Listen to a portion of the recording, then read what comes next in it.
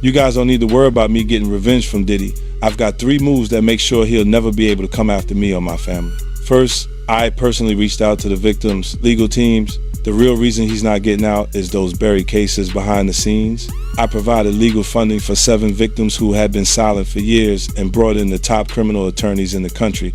Second, I bought up every potential post-release business deal he had lined up. I planned this 2 years in advance, so by the time he got sentenced and still had hope of getting out, every partner had already cut ties with him. Third, I don't just have evidence, I've got backups. This is an entire minefield that's been buried for 20 years. I uncovered every secret from the last 30 years. With testimonies from the victims, we interviewed over a dozen people he tricked, threatened, or violated. You think that's harsh? No, he destroyed other people's lives for decades. I'm just making sure he spends a few extra years in prison for it. I'm not afraid of his people, not afraid of his threats. I know he's still in there fantasizing about a comeback, but the truth is, he's never coming back. For years, the industry largely overlooked what some saw as warning signs. Awkward moments were dismissed, uncomfortable clips were turned into jokes, and difficult questions were often left unaddressed. Now, with 50 Cent's documentary bringing renewed attention to the timeline, earlier events are being re-examined and previously ignored discussions are resurfacing. At the center of the conversation is Diddy, a powerful figure in the industry, and Justin Bieber, who was a young artist moving through that space early in his career. This is not simply about online speculation or edited viral content, but about questions of influence, silence, and how narratives can remain unresolved for years when accountability is clouded by power and profit. Yeah, so as soon as you turn 16, you know what I'm saying, I'm gonna let you rock this every time you come to LA. Yeah, this gonna be yours. So every time you come to LA, it's a little dusty, but you know, go get the front shot of this. Man. Turn that out. Minute. Woo. Okay. Okay. Alright, so I'm gonna be driving this next year. Yeah, when you get 16, you come down there, you gotta, you know, wear your seat. I mean, I'm 15, you could ride in the passenger seat. I got my permit. Not yet. No. Alright, No. 16. You're not ready. 16. Let's slow down. Let's slow down, Justin. Okay. Let's slow down, One okay? step at a time. But yeah, the keys is yours when when you get 16. You good to go. I'm good to go. Yeah. Alright. Then when you get 18, you get the house. You get the mansion. Okay. I get the mansion. Yeah. So where are we off to now? Where would you like to go? I mean, wherever you want to go. Where are we going? So check this out, yo. Justin, you ever seen the movie 48 Hours? Right now, he's having 48 hours with Diddy, him and his boy. They're having the times of their lives, like where we hanging out and what we doing. We can't really disclose, but it's definitely a 15-year-old's dream. I have been given custody of him. He signed to Usher. I'm signed to Usher. I had legal guardianship of Usher when he did his first album. I did Usher's first album. I don't have legal guardianship of him, but for the next 48 hours, he's with me. So and we gonna go full crazy. I'm going crazy. Crazy. I'm taking this out tonight. What you wanna do? What you wanna do over the next 48 hours? 48 hours. Let's go. Let's just go get some girls. Let's go hang out with some girls. A man after my heart. That's what I'm talking about, kid.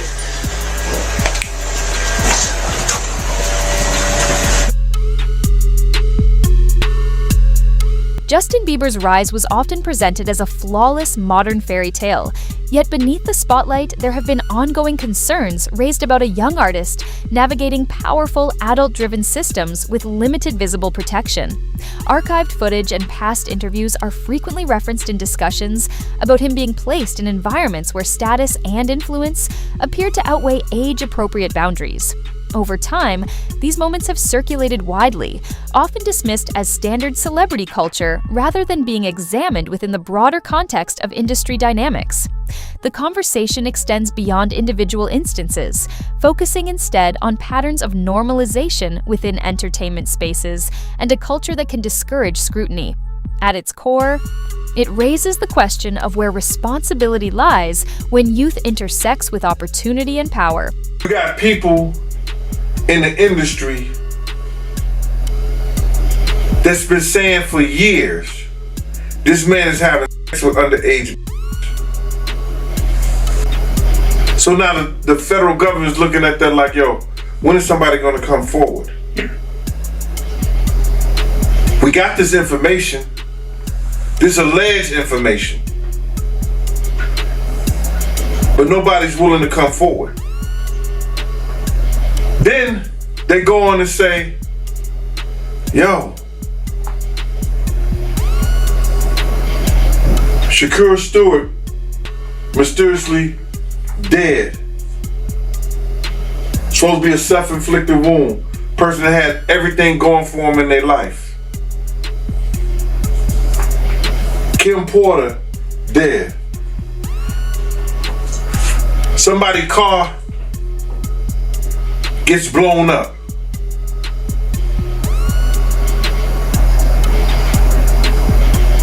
This guy is walking around threatening other actors, people. Somebody got to get involved in it. If it ain't the state, let it be the feds. Somebody got to stop him. He lucky that God given him the opportunity to be stopped while he's alive, then have to go to hell and face that shit. He got a chance to repent now, change his life. You mentioned minors, you know, and a lot of people have been trying to drag Justin Bieber into this situation because there's a lot of like suspect looking videos with Diddy and Bieber in it, and you know. For years, 50 Cent positioned himself as an outside observer of Sean Diddy Combs' circle, suggesting he was aware of the environment while choosing not to be involved, though his comments were often dismissed as personal rivalry. Now, amid growing public scrutiny and renewed attention to past statements, those remarks are being revisited with a different perspective.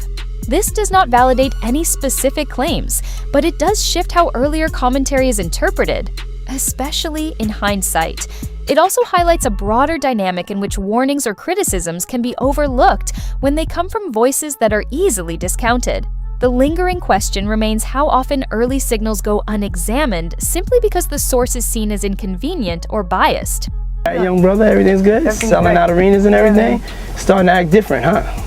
No, you ain't been calling me and hanging out the way we used to hang out. Well, I mean, you try to get in contact with me, you know, through all my, partners and whatnot. Mm-hmm. But you never really got my number, so. Right. Okay. My number? Yeah. I'm gonna tell you my number. Yeah. It's 555. Yes. Okay. 5555. Okay. 55. Y'all heard that? Yeah. Okay, well I'm here to because you've been a big supporter of mine, all jokes aside. This right here is my young brother right here. He's been a big supporter of mine. My album's coming out, and you know we got the crew going around now. You in New York City, and we got the Dirty Money crew. And we wanted to make you an official member of the Dirty Money crew. Are you serious? There you go. That is Justin Bieber. Swag. Is it your swag? And then you got to do the swag walk too. Okay. I got to show you the swag walk. You show me the swag walk. And Scooter, Scoot, Manager, Mogul extraordinaire, you too. I just got much cooler. Yeah, there you go. There you go. Money. Dirty Money. Okay, so when we walk down the streets of New York, we hit them like this. So me and you walking, we hanging out, you know, a little later on the night after the Usher concert. Yeah. You know. Don't get those ladies, right? Yeah, after that, the ladies, we in the street, Times Square. Yeah. We go, swag. Swag. You see that? You see my hand right there? That's pushing the hate back. There's a lot of hate sometimes. Right, yeah. Swag. Swag. Swag. Try it. So this hand? Yeah, hand. Okay. This hand. Push it back like you're pushing the wind back. Swag. Ooh. You got it, son. You got it. That's right, my boy Bieber, official member of the Dirty Money crew. Alright, I'm chilling with my big bro Diddy right here. You gotta go get his album. It's Last Train to Paris. It is, it's gonna be the greatest album you've ever heard. It's got a lot of cool songs, a lot of people on it. You got Drake on there. Drake on there. Lil Wayne. Chris Brown. I wanted to do a song with you, but you was on tour. He was gonna do Usher. Big Brother Usher. Big Brother Usher. So everybody's on this album. Go get this album. Get it. Last Train to Paris. Yeah, get it. We're out. Peace. Diddy's influence extended beyond music, with his presence often seen as part of the broader ecosystem that shaped who gained access to key industry spaces where careers could accelerate or stall.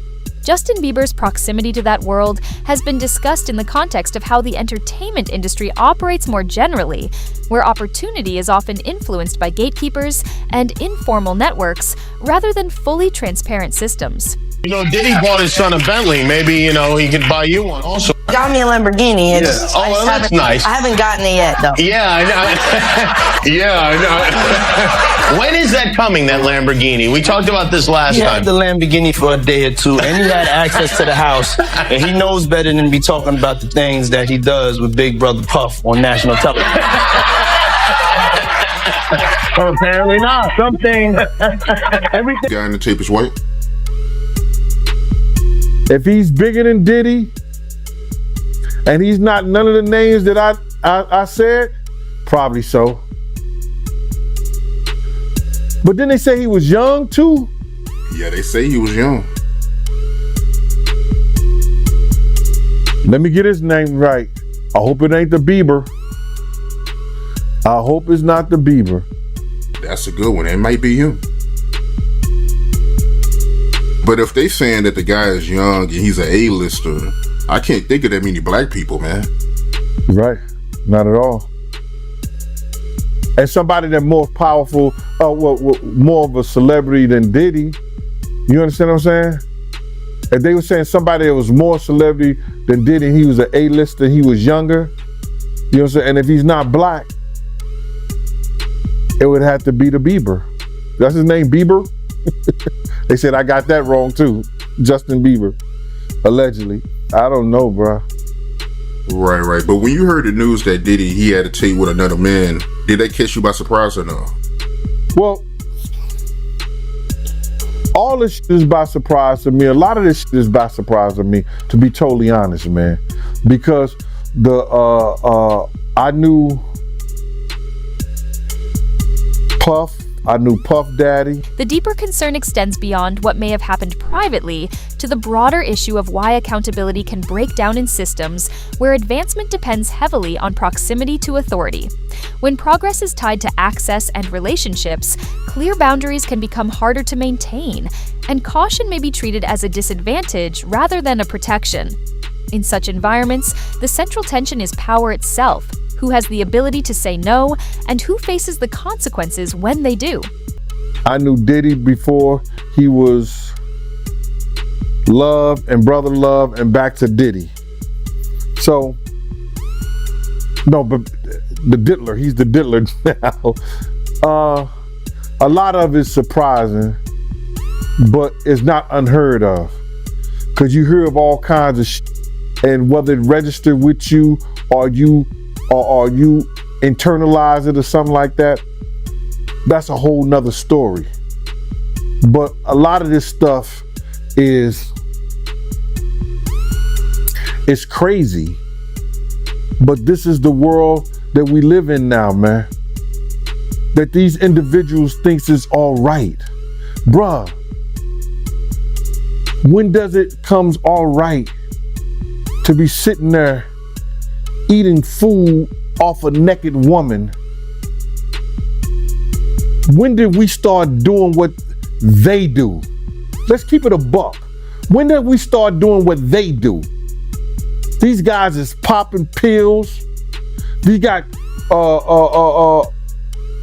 Jay-Z dancing with a chick that's into. Long before Justin Bieber became a global name, Usher spoke about his early connection to the orbit of Sean Combs, later reflecting on how that environment exposed him to adult pressures at a young age. That context is often referenced in broader discussions about the industry, not as proof of specific claims, but as part of a wider narrative about how influence and mentorship can shape young artists' experiences. When similar stories are viewed across different generations, some interpret it as a pattern worth examining rather than isolated coincidence, raising questions about how authority and trust are passed along within the entertainment system without substantial structural change. Might make you change your mind. Look at Lil Nas X. He fizzled out fast too. So would you say someone like Justin Bieber is a victim? I just seen he is reportedly selling his whole catalog because he's broke. Yeah. Yeah. And once he finishes getting that money, I don't understand why he's broke. He didn't have to be broke. Usher just wouldn't stop robbing him. Damn. I mean, Usher couldn't keep his hands out of his pocket. It's funny. He got him signed and turned over custody to Diddy. And boy was never the same, and neither was Usher's pockets, because Usher's been living off of Justin Bieber's money. He ain't been living off of his own. Because the truth is, Usher don't really make that kind of money. And I'm really just kind of sick and tired of Usher reigning. Yeah, I'm really kind of disgusted with Usher reigning, who does Greek wrestling nude with men over Frosted Flakes, allegedly. Like, I'm sick and tired of this guy who everyone knows got the Diddy bumps, who's been sued for passing them on and lost, is still sitting there disgracing women in front of their men who bought the tickets to like that whole skis. He's causing a lot of divorce courts. But why? He don't even want them. He don't want them women. He's literally doing it just to destroy relationships. As attention around Diddy intensified, some figures previously associated with his circle were seen becoming more reserved, while 50 Cent continued to speak publicly, reflecting a broader dynamic often discussed within the industry. In that environment, speaking out can risk relationships, while staying silent may help preserve them, making it difficult to clearly separate loyalty from self-preservation. Rather than being reduced to simple fear, it can be understood as a form of strategy shaped by career pressures, where different incentives compete with the pursuit of truth. This tension raises a broader question about whether meaningful accountability is possible in systems where silence is often the safest option. I watched a video of an interview of Justin Bieber, and he was talking about Billie Eilish. And he was like, he was broke, almost in tears. He's like, I just want to protect her. I just want to keep her safe. Yeah.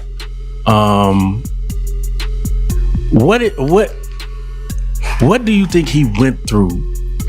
Because he knows what's been happening to Billie. Just like everybody knew what was happening to Millie Bobby Brown girl with Drake. These people are monsters. Real life.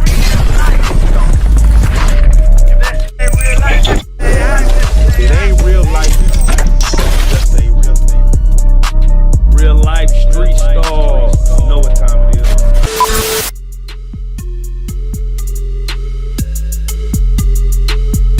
Jermaine Dupri said something interesting.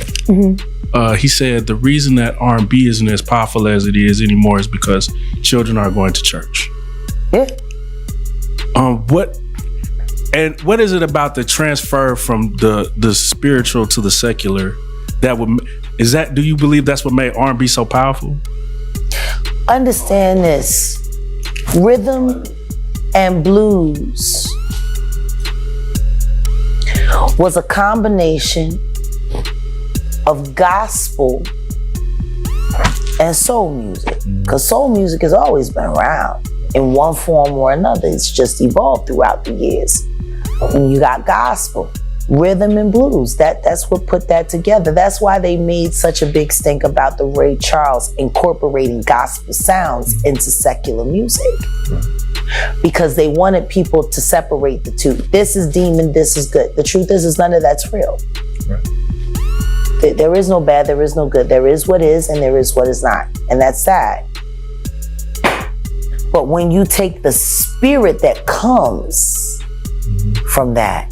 Justin Bieber has never made public allegations of criminal behavior against Sean Combs, but lead to simple conclusions.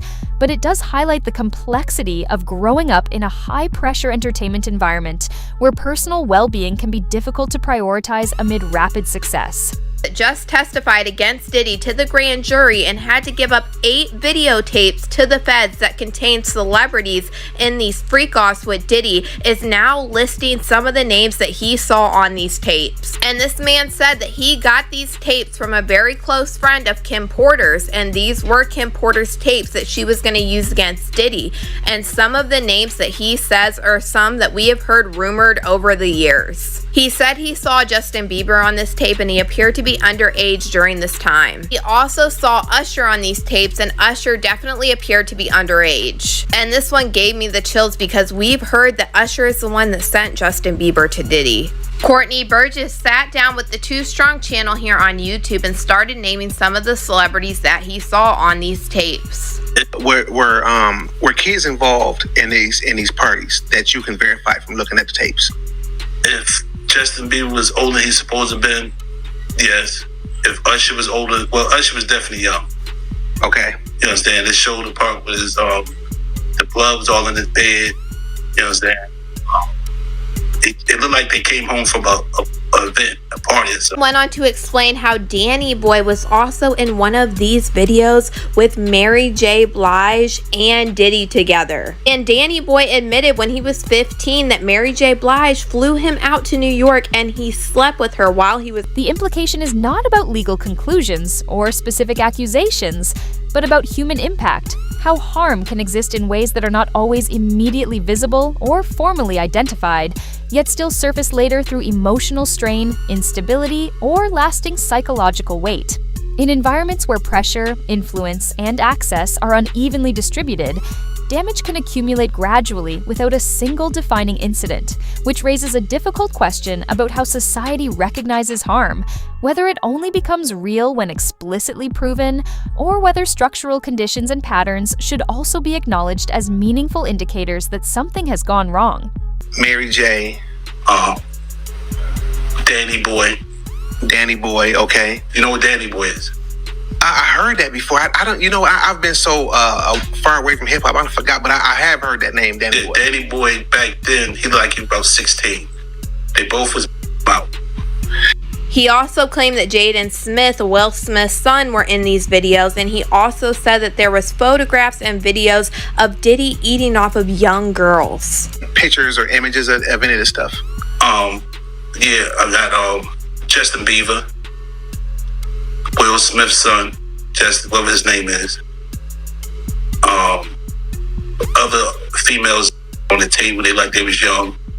He was eating off them.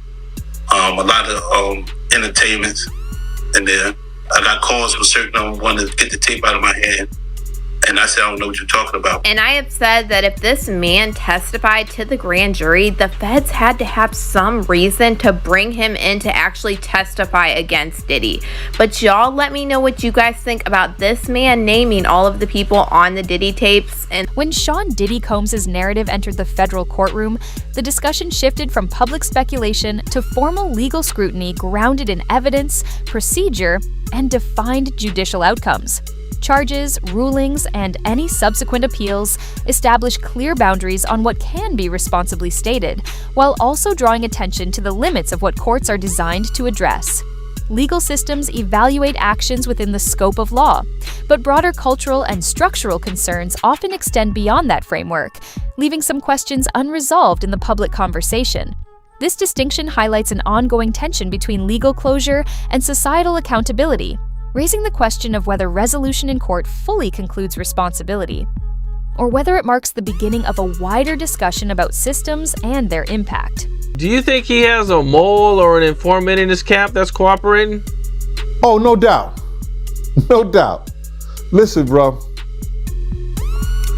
Just doing law enforcement myself, just take for instance. I think the individual was a Syracuse former basketball player named Jason Barnes or Beard or something like that. He already had drug charges against him. The day Diddy house get raided, they catch him getting on a plane and they put him into custody. Didn't that sound a little weird? People didn't catch that.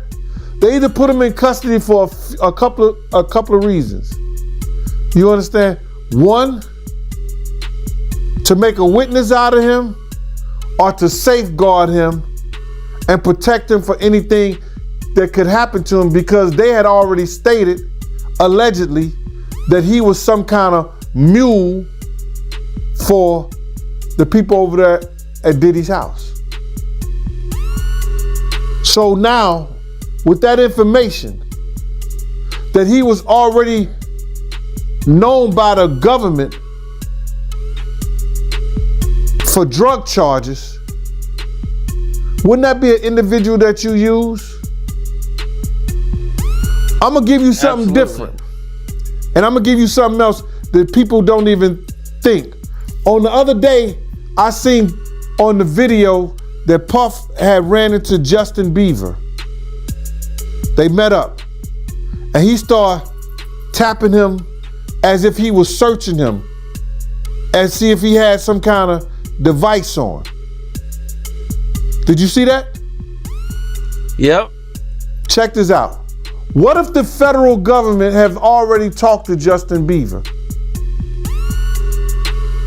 And Diddy did that on tape.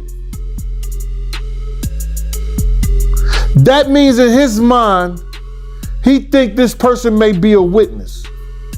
The convergence of 50 Cent, Sean Combs, and Justin Bieber is often used to illustrate a broader perspective on celebrity-driven systems, where influence tends to concentrate at the top, while vulnerability is more likely to exist lower down, and questions of responsibility can appear only after the fact. In this framing, youth is sometimes marketed as authenticity, access can be reinterpreted as mentorship, and silence is rewarded as professionalism, creating conditions where imbalance may be normalized rather than challenged. Rather than focusing on a single claim or individual fault, it points to recurring structural dynamics that can produce similar patterns over time, leading to the broader question of when such systems stop being just a backdrop to individual stories and instead become the central issue themselves.